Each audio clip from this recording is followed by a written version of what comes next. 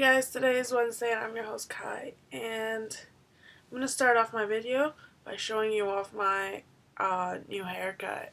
I went ahead and shaved all around though, like,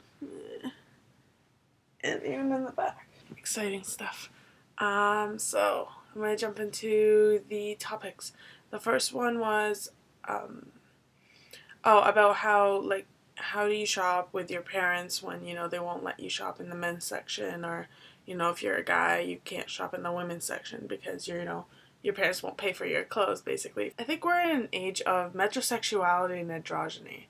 So, women's clothes include a lot of masculine clothes. Men's clothing has a lot of feminine clothing because people care more about what they look like. They follow fashion a little bit more. And it just so happens that now guys are very into, fashion and care about what they look like and care about, um, how they dress and how they present themselves. And women do so in the same way.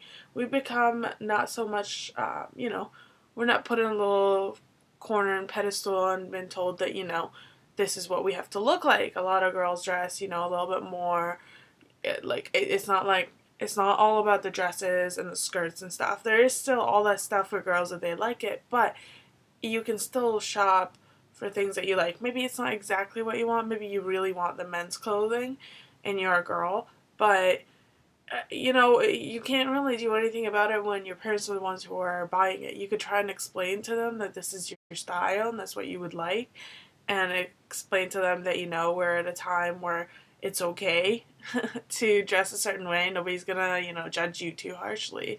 It's just how fashion and trends are.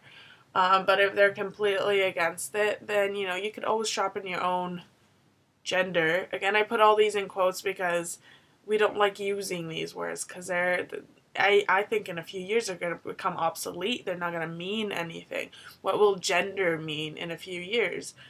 In my head, it's not going to mean very much. I think that's the next step. Right now is sexuality. Next will be gender. So it comes along with the clothing. It comes along with everything that we separate, when women versus men, whether it's, bathrooms or all those things.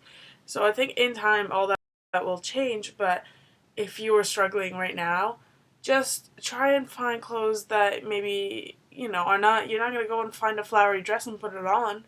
You're probably going to look more for, a pair of jeans and, some like plainer t-shirts or band shirts or stuff like that maybe that will work out for you. The second topic that we have is being on the hook for somebody.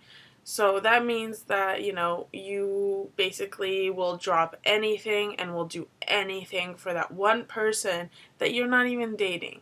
Now, if we were talking about somebody that we're dating, it's completely normal. That's what you're supposed to do.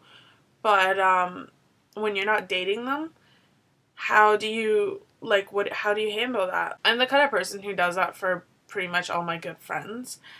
I'm the kind of person, if somebody needs me and, I can I can even move around my schedule or move around something, I'll go and do it, even if I'm tired, even if I'm not really into doing that thing. I will try my ass off to try and make it to things that people want, or help them out as much as I can if they're, good friends of mine.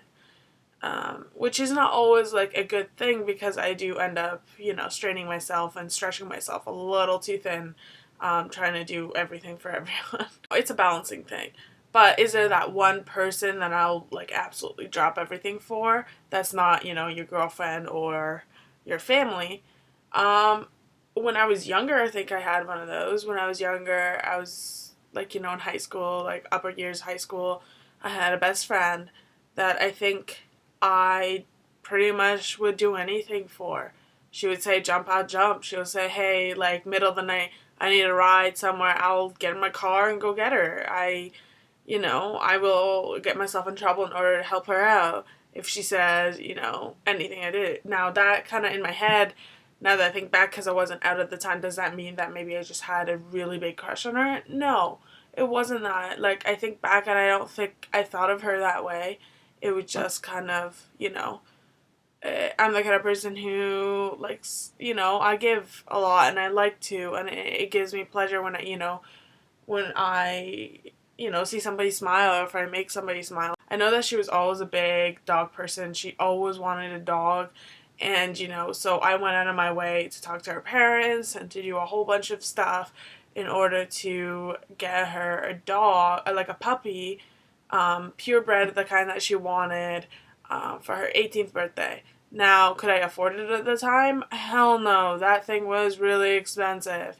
But did I do it anyway? Yeah, I did. Because to me, I'm like, it means more to do it than, than to not. To me, money's, it comes and goes. It's not a very, it's not a very big driving factor for me.